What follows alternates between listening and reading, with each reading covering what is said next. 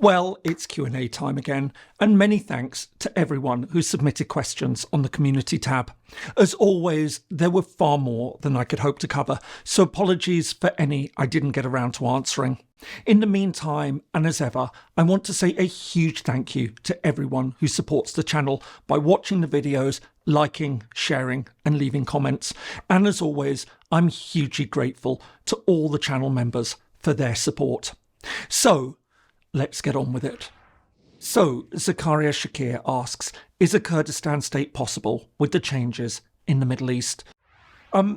Zakaria, this is a great question because I think that anyone who's interested in state creation pays a lot of attention to the question of a Kurdish state. Now, you know, it's something I've mentioned on the channel before, and it does come up sort of fairly frequently that the Kurds are generally regarded as the world's largest nation without their own independent state, their own home state, if you like.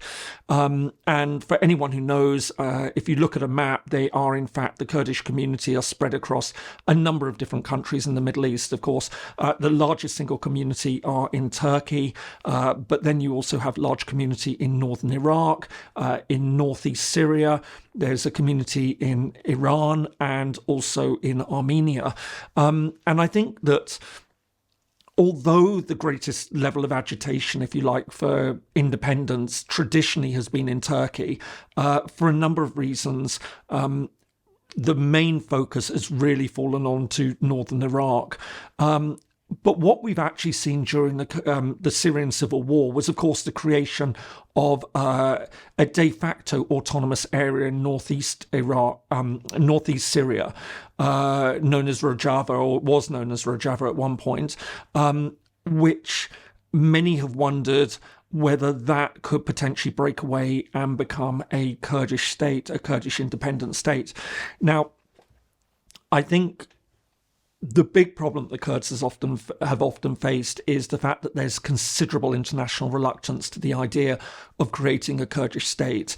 I often say on the channel that it's really quite telling that states really don't like secession. They don't like other states breaking apart and new territories, new countries emerging from it.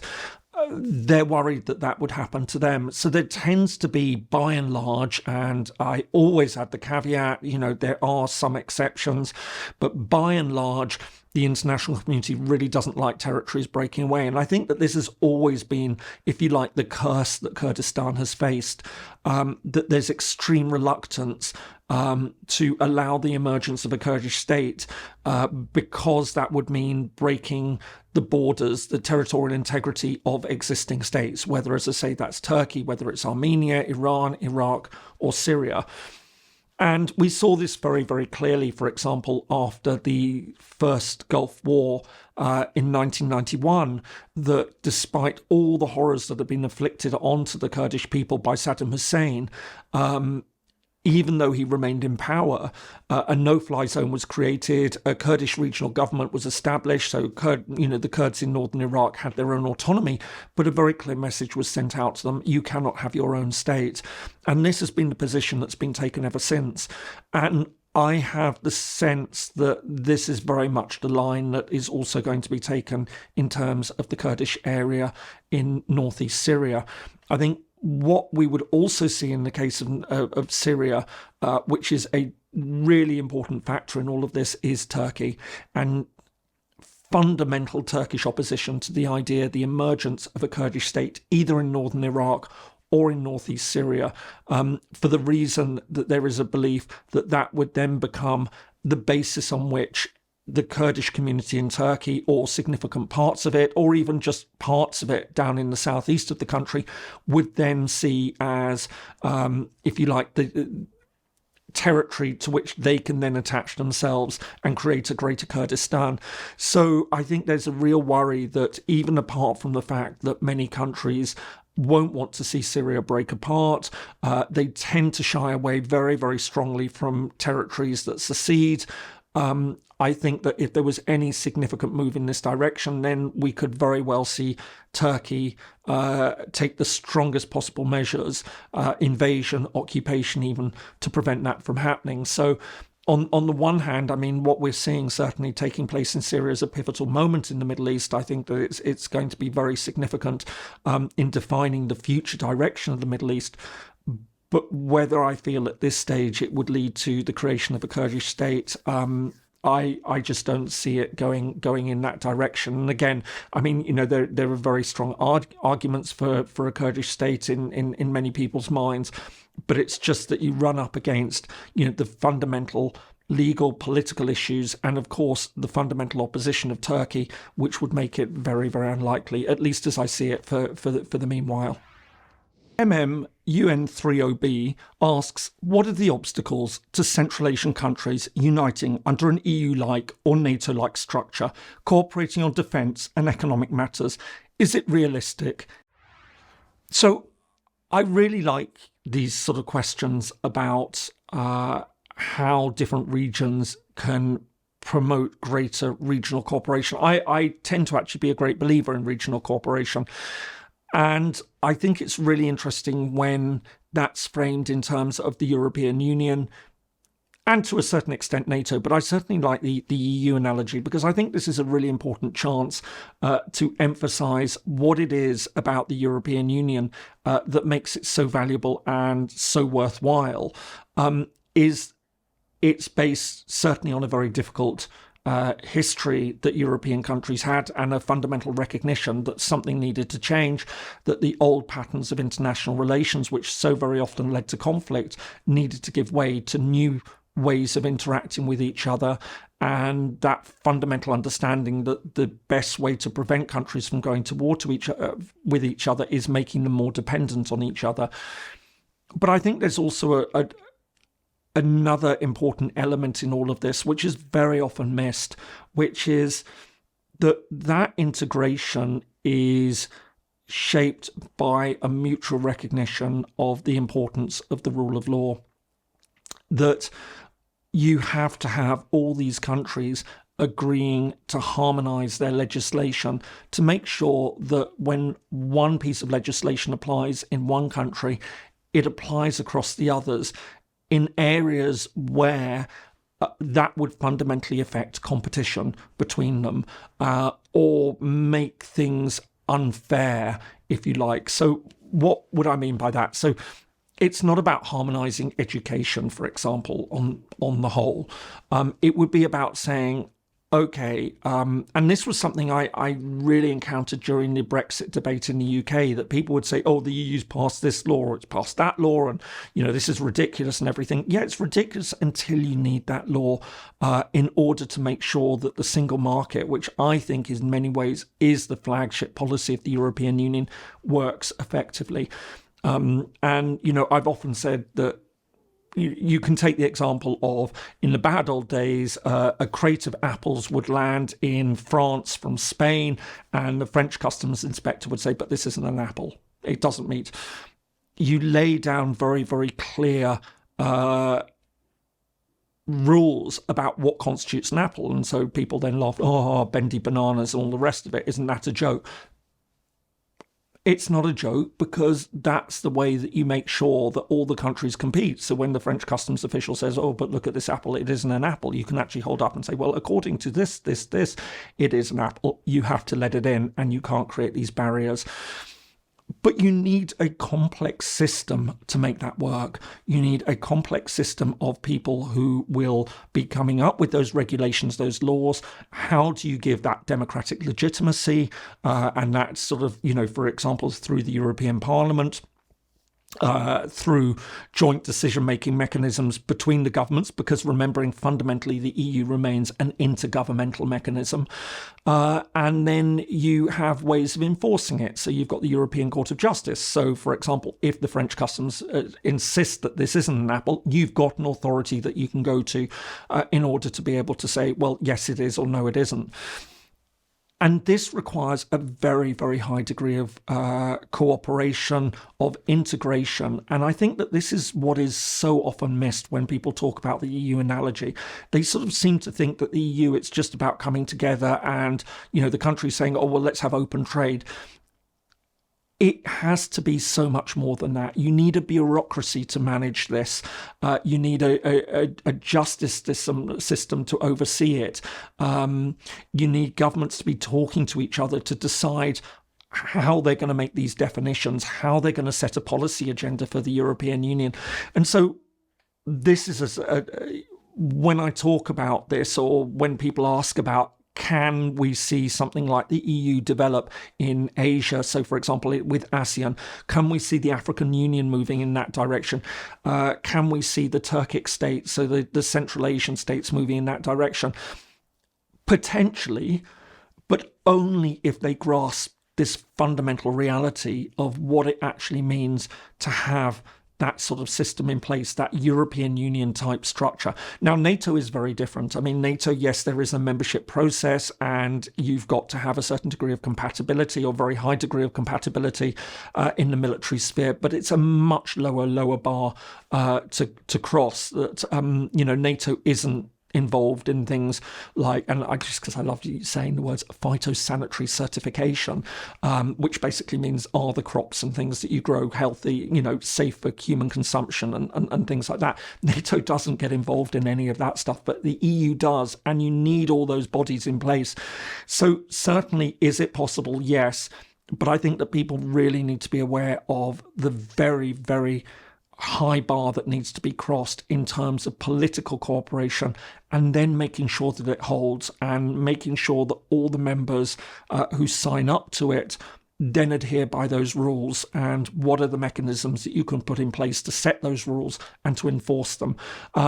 So in many ways, I would throw the question back to you and sort of say, do you feel that there is a particular momentum, assuming you come from a Central Asian country, for that to happen, and where do you see that happening? And I'd love to hear more in the comments section about how you feel about that, because I think and I've also been asked the same question about Africa, about different parts of Asia, South America, and my answer would apply in all of those cases. How realistic is it? Well, in many ways, the people from the region would be best placed to say how realistic they see it, understanding exactly what it entails.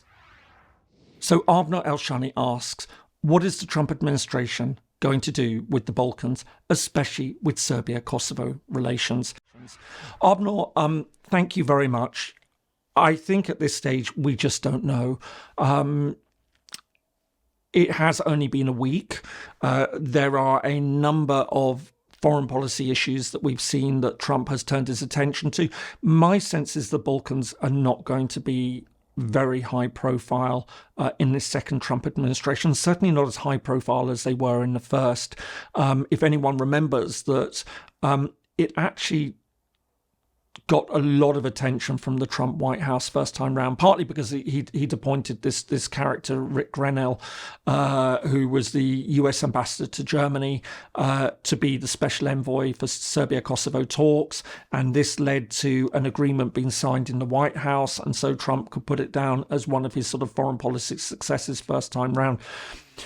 But I get the sense there's a very different foreign policy agenda that is in place this second time round. What we're seeing is a far greater focus in many ways on areas around the United States. Many have suspect that, Trump is following a policy of wanting to see sort of US expansion, and that's where the main focus is going to be. And I'm not sure that we're going to see much attention on the Balkans. That said, even in this first week, we have seen a few sort of messages coming out from Grenell on Twitter, X, whatever you want to call it these days, commenting on Balkan issues. And he now holds quite an important role in the State Department of dealing with various sort of special missions and things like that. So it could well be the case that he's eyeing up a return to the Balkans and trying to do something on Serbia and Kosovo.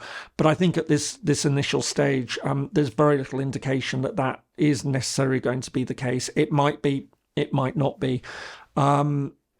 And I think what we can say is that if the Trump administration does turn its attention to dealing with this issue, and knowing that Trump wants to see victories, it will be because he feels, or those around him feel, they can deliver some sort of victory. So I think it would be very interesting if we start to see sort of more and more steps towards dealing with the Balkans, and talk about dealing with the Balkans, because then that means that, there's focus on it. And what that means is really anyone's guess. This is an outstanding issue. It's one that has become very deadlocked, certainly over the past decade, and it's also become very tense over the past few years. And I think that there is a real sense that Serbia-Kosovo needs to be dealt with. Some sort of final settlement needs to be put in place, whatever that might be. But whether either Serbia or Kosovo are in the right mindset for that, I personally don't think that they are at the moment. I think that there was a much better opportunity a number of years ago, maybe 7 or 8 years ago, than there is at the moment. But I think all this again is to say that my immediate sense is that there isn't going to be a big push on the Balkans. It's not beyond the realms of possibility, given that, as I say, Rick Grenell is back in dealing with foreign policy issues in the State Department. But I don't think it's going to be front and centre of the Trump administration this time. Calvin Coolidge asks, do you think it's possible to shift the centre of gravity of European NATO countries from the traditional West to Scandinavia and Central and Eastern Europe? So this is a fascinating question, in that one gets the sense that, NATO, there are very real questions about the direction of it's going in. I think that what we've seen with the new Trump administration and the comments before Trump came to power about NATO, and the concern that's been growing on that, I think that there has also been a lot of unhappiness about the way that Germany has behaved on the Ukraine crisis and the Ukraine war, and it hasn't offered as much support or as strong support as many felt that it needed to do, and take that leadership and make the case for giving Ukraine the weapons that it really needs to defend itself when it needed them.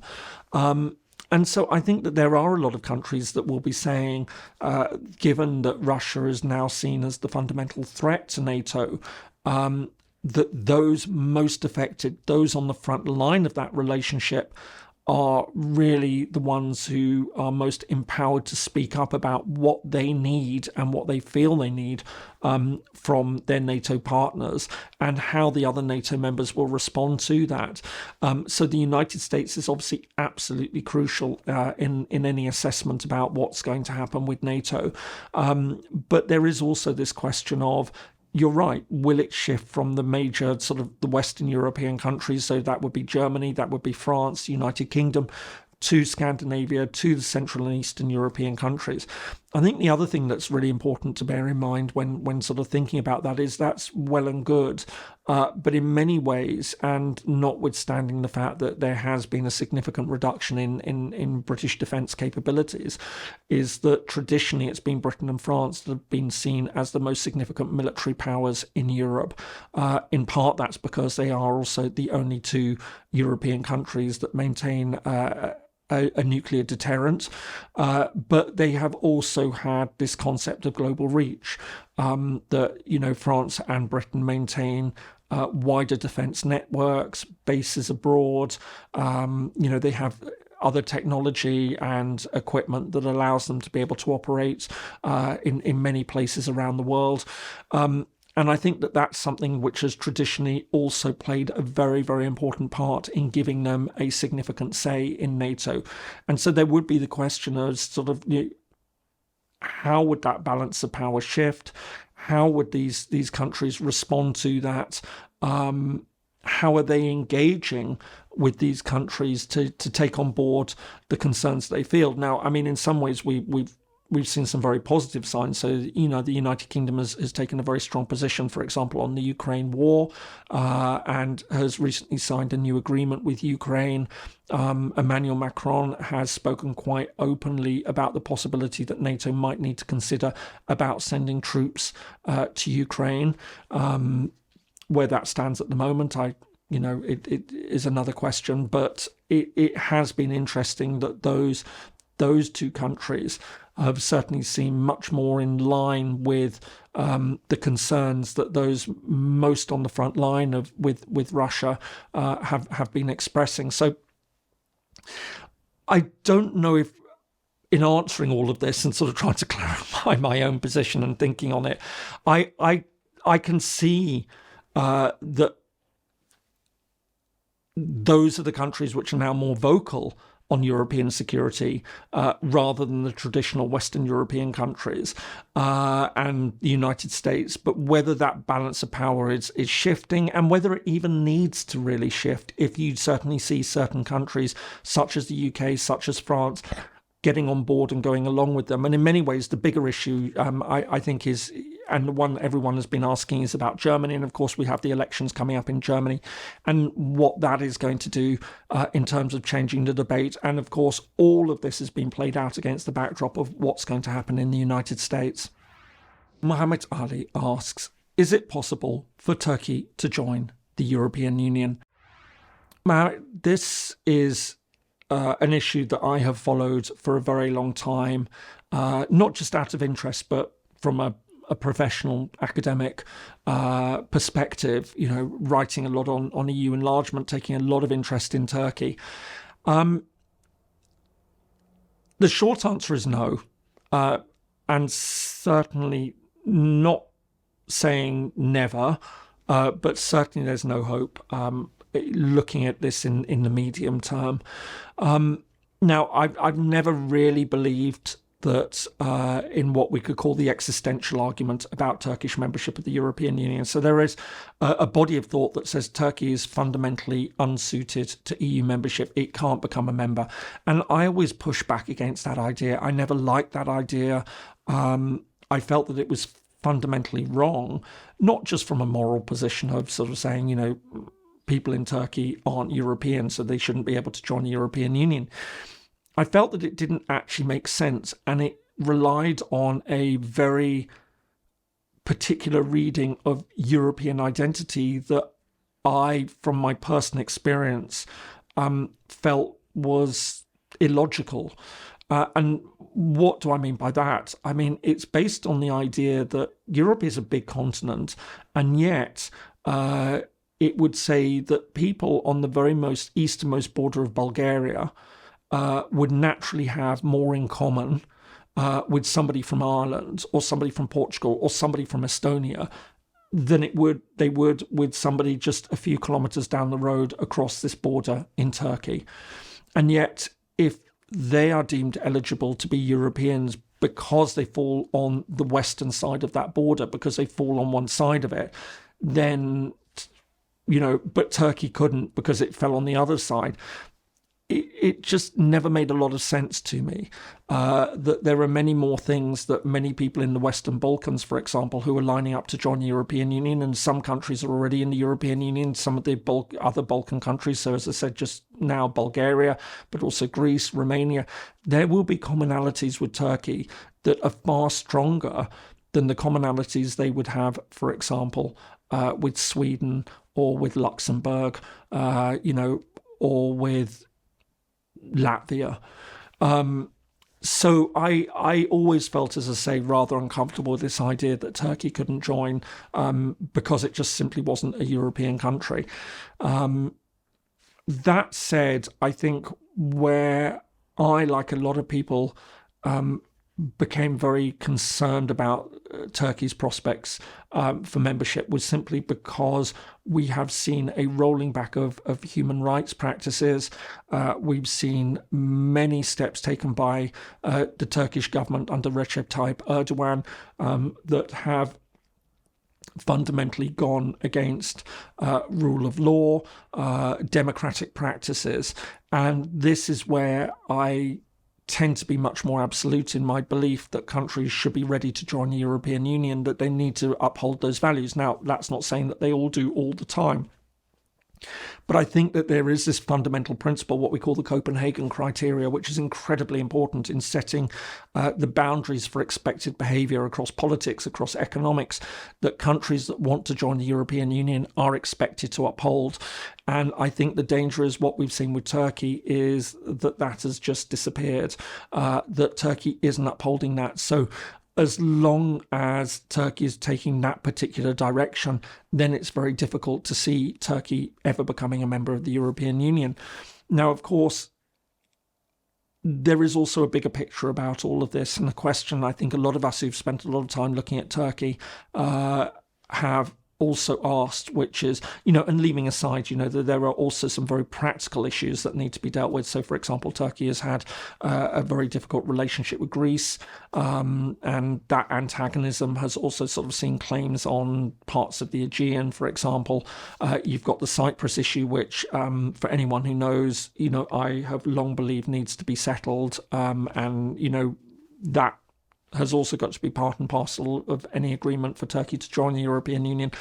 And that's not a particularly controversial point. I mean, this is a point that the European Union makes time and time again. Now, Turkey would argue, well, it's made its efforts and things like that. All right, let's just park that for the moment. I think there is a deeper issue about the transformation of Turkey under Recep Tayyip Erdogan.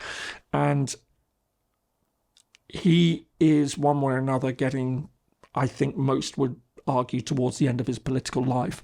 Now that could, he's getting old, and what comes next? And I think this is a huge question. And I think the real question that many of us ask is that with all the changes we've seen to Turkey under his rule, can that be rolled back? Can Turkey then be transformed back into a country which would be a credible candidate for European Union membership? And I think that this is the real question that many on the outside are asking. And I think many people in Turkey should be asking themselves as well. What happens next? If Erdogan were to leave the political scene tomorrow, could Turkey find its way back into political structures, into a system that could slot into the European Union? And then, of course, you then open up the whole other debate about whether the European Union would want to take Turkey. And again, I mean, that's one that I have always felt, is very, very unhelpful, that there should be a much more sort of positive idea that as long as Turkey is upholding the conditions of membership, then the door should be open to it. And if that's not possible, then at least have the best possible working relationship based as much as possible on shared ties. And I think that that's what we've seen breaking down in recent years, which makes it very, very difficult for to see Turkey joining the European Union. So in a nutshell, I've never liked the idea that Turkey is somehow not European. But I also accept that certainly over the past decade or so, we have seen Turkey moving certainly in a very un-European direction. And whether it can find its way back, I'm not entirely sure. So, Ben Whiteside asks, as China continues to get richer and more powerful while the US appears to grow more unstable, is there a chance that more Western countries will focus their diplomatic efforts on China rather than the United States? This is a really, really good point, and it's actually really interesting you bring this up, because I was just talking about this morning with a friend who made a really, really good point, that we talk about China's authoritarianism, we talk about the fact that China is pursuing policies which stand fundamentally opposed to what we consider to be Western values, and yet now all that we're seeing taking place in the United States also seems to be challenging many of those ideas about what is acceptable. And the point that she made, and it really did resonate with me, is how many countries would look at it and say, traditionally the United States has made the case that if you believe in sort of open societies, if you believe in liberal democratic values, if you believe in open economic engagement, follow our lead and be part of our club, if you like. And China doesn't do that, so you should steer clear of them. But now that there are real questions about how the US is behaving, many countries might just say, well, given those choices, then why can't we be dealing with China? If the United States is now looking less and less different from China, and I'm aware of the significance of what I'm saying here, then why do we have to make those choices? And I think that this is a real danger that many in the United States might not really have taken on board. That the US, there was this idea now, I mean, a lot of people will scoff at it and they don't like it or whatever, but they would sort of laugh at the idea that the United States is the leader of the free world. But that was essentially in many ways the way that many countries would see the United States. They saw it for its imperfections. They knew that there was a lot wrong with the United States, but there was this idea that it led a particular bloc in international relations, and that bloc was founded on certain values. That's now breaking down. We're seeing under Donald Trump already, all sorts of measures that are very isolationist, very protectionist. And as I say, I think that, there is a real danger that countries will say, well, look, given the choice, why do we have to follow with what the United States is telling us to do when it's behaving in a way that many regard as unacceptable? It's making threats against allies, that it's engaging in all sorts of protectionist activity, that it's rolling back a lot of democratic freedoms and sort of fundamental civil liberties that had been taken for granted. And so there is a possibility that many countries will just look and say, well, we will do what we think is right, and we can't, we're not just going to fall in line behind the United States rather than China. It's not, of course, quite as simple as that, because the US is still very much embedded in other structures. So, for example, NATO, the US is fundamental to Western security. So, in that sense, as long as that tie remains in place, then it will give the United States a very significant role. But for example, if Trump, as he has hinted, looks to roll that back, then I think that we could be looking at a very different situation where, we are starting to see maybe 3-4 very different blocks from each other. The United States on one hand, you've got the European Union and, with all its imperfections as well, but fundamentally I think is an important actor, and then China, but other actors up and coming. So I think this is all part and parcel of a wider fragmentation that we are seeing in international relations that is very troubling. And I think it's important for many in the United States to sort of think a little bit about how the US is seen by the rest of the world, and the arguments that, you can't be engaging with China. It's becoming you can't be engaging with China because we don't like them, not because, you can't be engaging with China because they engage in practices that we all find abhorrent. So I think, there is a real danger that the United States is losing the moral high ground in that argument, and countries will then take a much more pragmatic position in dealing with China because they don't see it as terribly different in many ways from the United States. So, Annie Rood Parthasarathy asks, have international agreements, such as the Paris Climate Agreement, now weakened as any country could just withdraw with a change of government, as we've seen with the United States twice? Annie Rood, thanks so much. And I think you hit on a really, really important point when we talk about international law, that, there's this tendency to equate international law in the same way that we think about domestic law, that parliaments pass these laws and then they are enforced. And of course, you have police, you have judicial systems that actually make sure that citizens within countries have to abide by those laws by and large. But of course, when we talk about international law, we're dealing with a very different type of beast. We work on the basis of state sovereignty, so countries can choose what they want to do, and that essentially underpinning it all is a system of voluntary adherence to those treaties, to those laws that are passed, to things like Security Council resolutions. But very rarely do we ever see enforcement of that. I mean, we've seen vanishingly rare examples that where international law has been broken and the wider international community says, right, okay, that has crossed the line and we need to act. We see it sometimes, for example, with the imposition of sanctions and things, but very rarely sort of military action that would taken, or other types of enforcement action. And again, when you're talking about major world powers such as the United States, it's even rarer. And I think, this is where we are really getting into territory that I'm now very worried about, and I've spoken about in other videos, is this idea that the rules, that sort of voluntary nature of the international legal order is breaking down, that countries feel more and more at liberty to say, we are going to do our own thing. We don't agree with these laws, so we will just ignore it. And you're absolutely right. Every time one country does that, then another country turns around and thinks, well, are we been fools for following this when that country isn't doing it? And of course, when you have the major powers, especially the permanent members of the Security Council, such as the United States, such as Russia, Britain, France, China, any one of those which starts to say, well, we're not going to follow international law, then necessarily it undermines the broader system that exists. And I think that this is what is really, really worrying. In the case of the climate treaty, one can only hope that the thing that actually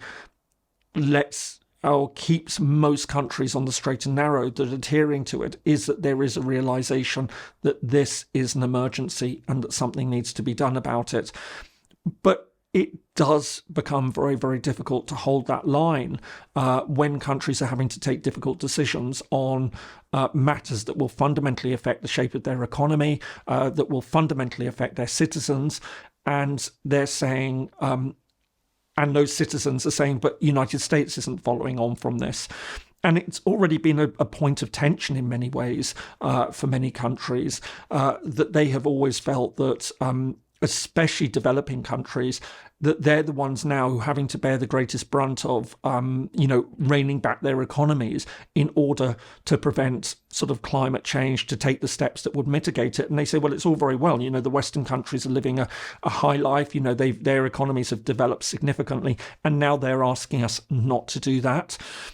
It becomes even more difficult when those countries are not setting the example. So I think that you're absolutely right. It does weaken international law. It's a very, very dangerous development, and it's part and parcel of a wider trend that I often speak about.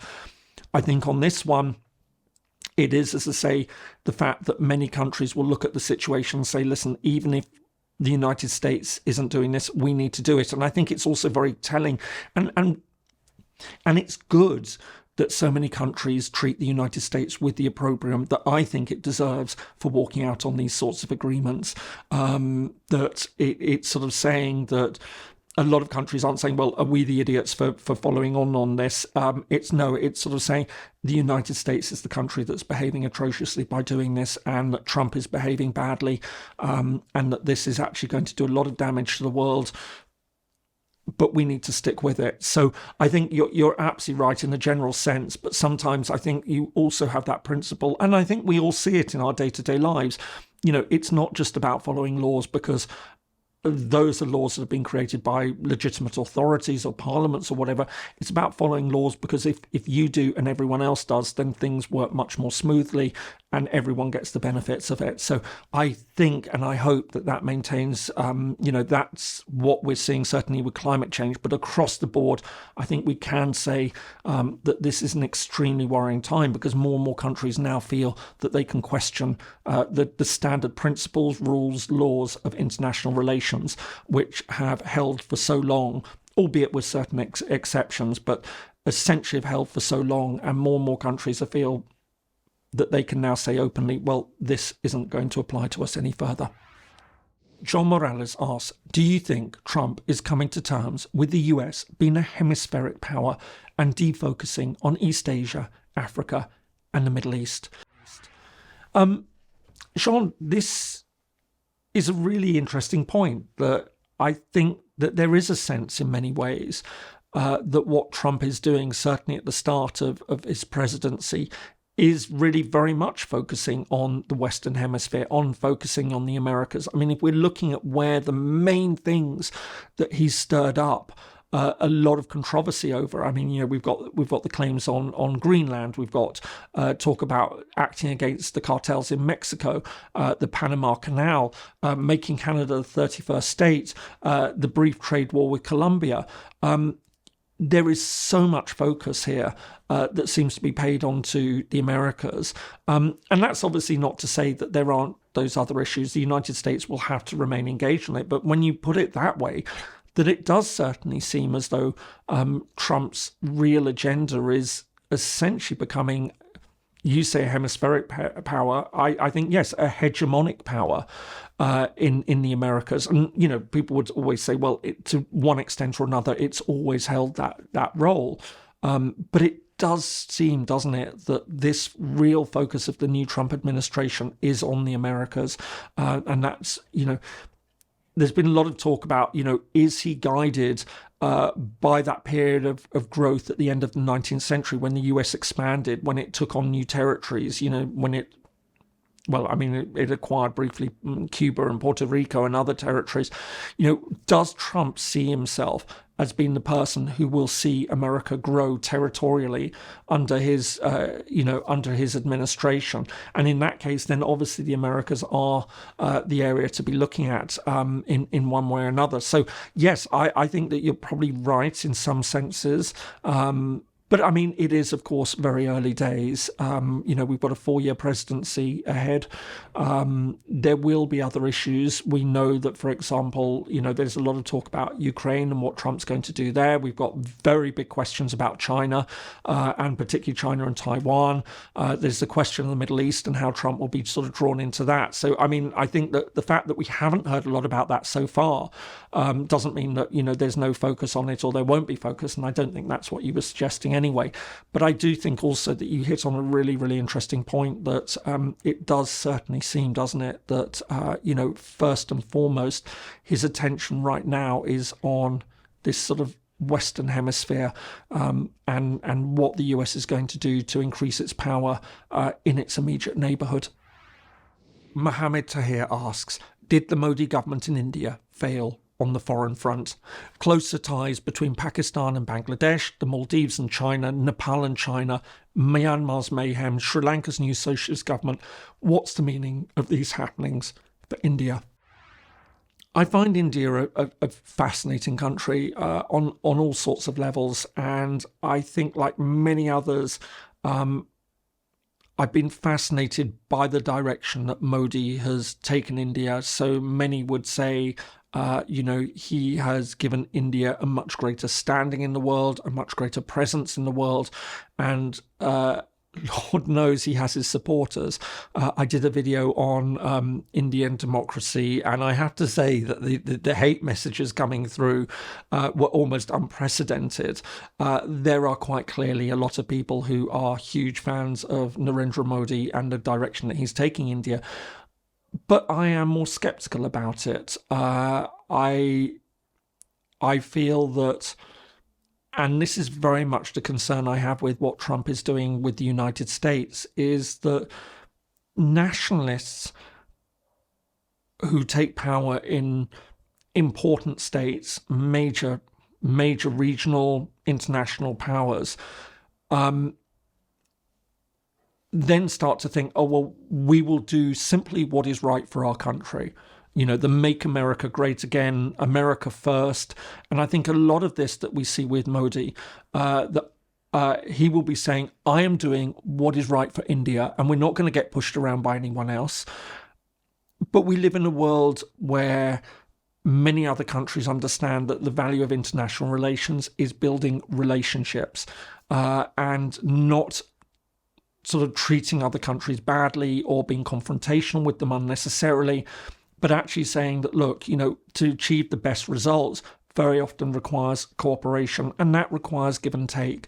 And it isn't about sort of just imposing will or just saying we're going to do what we want and, hang the consequences of it. And I think that this is the real concern, as I say, that I have with the way that India has been going. And as I say, it's not just a criticism of India. I think it's something that we've seen in a number of other countries of, just as I say, this almost India first, America first policies, which neglect to recognize that it is about give and take, and that, if you want countries to get the best result from other countries, it means about being able to listen to them and not feeling that you're being taken for a ride and that you've got to win in every single debate or on every single issue, but give and take, and softening the edges of that policy and engaging in diplomacy. So yes, we know that India is a very important country. We know that India is an up-and-coming country, but I think there's a danger that Modi is behaving in the way that, as I say, Trump is. That's almost sort of, one gets the sense is built off an inferiority complex. I know that, again, I know that this is a very controversial thing to say, but I do think sometimes that is the case, that we're not going to be pushed around. We're leaders, we're strong, we're not going to get treated in that way. And the danger is then you send out all the wrong messages. So yes, I think you raise a really, really interesting point about India and Indian foreign policy, that for all the achievements he might have succeeded in bringing about at home, and many would say that there are many of those. Others would say they're not quite as extraordinary as would be made out. But certainly on the foreign policy front, one could say, oh, well, but, he's centre of BRICS as well and taking part in that. But there are also many who feel that he's fundamentally failed in upholding, the values of the international system by quite clearly being seen to break sanctions or not even buy into sanctions against Russia, that effectively giving Russia a clear pass on Ukraine and saying, well, we're effectively neutral on this, or, not taking the strong position that I think that many would expect to see India do. Now, many in India would say, well, it's not for us to do. I mean, this is a European war. It's European countries. Why should we be interested? I think there is a more fundamental issue here about, the international system that needs to be protected. And I think in many ways, we are worried about the direction that China could be taking in this. And so in that sense, you would feel that India, having signed up to the Quad, because it is specifically worried about China, would be trying its best to maintain those sort of common rules, common systems that actually could work in its favour. And yet, as I say, it seems to be undermining that. So I think that this is what we're seeing in India is very much part and parcel of a bigger problem that we're seeing with certain countries, that they're, as I say, when you put nationalism at the heart of your foreign policy, then you start to wonder, well, why are countries not helping us, or maybe actually just saying, why, we don't need that help anyway. And then you build up these more antagonistic relationship, or your neighbours start to say, well, we're actually very worried about India's rise. We're going to start cooperating with each other. And then, India starts saying, well, what's happening here? Why are these countries sort of seemingly working against us? So I think sometimes you need to be able to step out and take a look at the bigger picture. And as I say, there are many people, many people who are great fans of Modi, but I'm not sure that they always try and, as I say, take a step out. But in many ways, that, if I might be very honest, is part and parcel of the nationalist mindset. If you are a nationalist outlook, you can't really step out from your own worldview. That's precisely it. If you could, you're not going to be a nationalist. So many times, it's asking people to do something which they seem inherently incapable of doing, because they hold a very specific worldview that puts their country front and centre, and doesn't actually try and look at, how their country might be viewed from outside. So Farhat Essa asks, can we see a lasting peace in the Middle East? What are the possible outcomes if Israel is recognised by all Middle Eastern states in the near future? And what, in your opinion, is the final settlement to the Palestinian question under international law? There's actually three questions there, but all fundamentally interlinked. So can we see a lasting peace in the Middle East? Yes, but not until you deal with the Palestinian issue. How do you deal with the Palestinian issue? Well, the accepted principle is a two-state solution. And can you see Israel being recognised by all the Middle Eastern states? Yes, but not until I think the Palestinian question has been fully resolved. So it all ties up with each other. I don't think you can disentangle them. I think we've seen some countries try to disentangle them, that we've seen some of the Arab states essentially turn around and say, well, look, we might not like the situation with the Palestinians, but let's engage with Israel. So under the previous Trump administration, we had the Abraham Accords, which saw more countries. So prior to that, I mean, you had Egypt that had recognized Israel back in the late 1970s. You had Jordan in the 1990s. Then you saw the United Arab Emirates, you saw Bahrain, you saw Morocco, Sudan all recognize Israel. So, more and more Arab states have been willing to recognize Israel. But I think that what we've seen in Gaza has made it very difficult for some of the others which were wavering, which were on the edge of recognizing Israel, from going ahead and doing so. And I think the obvious one in that one is Saudi Arabia. There was a lot of talk before the October attack that Saudi Arabia was on the verge of recognizing Israel. I mean, it might not have been as close as many thought it was, but there was a real sense that this was a very real possibility. And then I think that that's been taken off the agenda, and I think it's very, very difficult to see any other Arab states that hasn't recognized Israel already doing so anytime soon, and certainly not while Netanyahu's in power. I think it will take a much clearer picture of what's going to happen, with the Palestinians, what their future will be. Will Israel commit to a two-state solution? And frankly, Netanyahu has said quite clearly that he won't. That needs to be dealt with. So I think we're in a position that we're a lot further off now from reaching any of those questions. We're a lot further from seeing a lasting peace, because we're a lot further from reaching a settlement of the Palestinian question, which means that we're naturally a lot further from all the countries of the Middle East recognizing Israel. Now, of course, there are other issues. So, for example, I can't see a lasting peace with Israel and Syria while there is still the outstanding question of the Golan Heights. That's going to have to be on the agenda for any lasting settlement with Syria. Iraq, there's the question behind that, Iran, and what happens in Iran. And I don't see any change in Iranian policy, but we could potentially see other Arab states slowly move in that direction.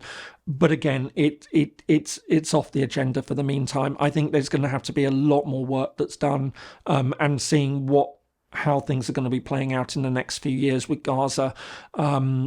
Is Israel going to take any steps towards a two-state solution? Is the international community going to press for it? Are the Arab states going to press for it? I mean, they have leverage in this. They could be turning around to Israel and say, listen, look, we understand your anger with what Hamas did. It was completely unacceptable. But the Palestinian question does need to be settled fairly and equitably. If you engage in that process, then the outcome will be we will recognise. And Saudi Arabia could still be a hugely important actor on that. So as I say, I can see in the medium term positive answers to all three questions, remembering, as I say, that they are essentially interlinked. But at the moment, I think it's far too early to see that, and certainly we're not seeing any significant signs from Israel that it's going to move on a two-state solution, which I think is going to be a fundamental basis for taking forward any of these points. Unfortunately, that's it for this video. Many thanks again to everyone who contributed questions, and my sincerest apologies to those I didn't get around to answering. But I hope to do these more regularly now, so keep an eye out for future calls on the community tab. In the meantime, here are some more recent videos that you might have missed. Thanks so much for watching, and see you in the next video.